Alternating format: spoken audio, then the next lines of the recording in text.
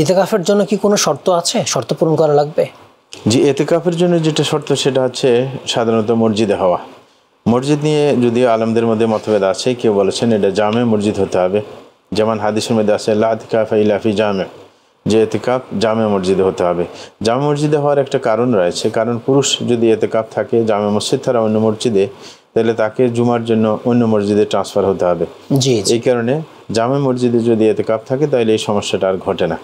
এই কারণে অধিকাংশ উলামায়ে কেরামের মত হচ্ছে জামে মসজিদে ইতিকাফটা হবে, এই শর্ত পালন করতে হবে। আর দ্বিতীয় যে শর্ত সেটা হচ্ছে একেবারে নিতান্ত প্রয়োজন, যেটা মানবিক প্রয়োজন থাকে, এরকম কোনো প্রয়োজন ছাড়া সে কোথাও যেতে পারবে না।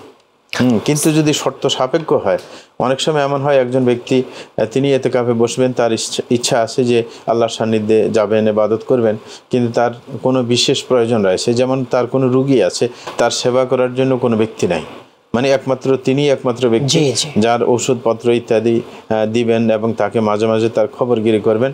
যদি এমন হয় তিনি শর্ত সাপেক্ষ ইতিকাফ থাকতে পারেন, ইতিকাফের শুরুতেই মনে ভাবনা নেবেন যে তিনি এই কাজটাও সারবেন পাশাপাশি, তাইলে শর্ত সাপেক্ষ ইতিকাফ হতে পারে।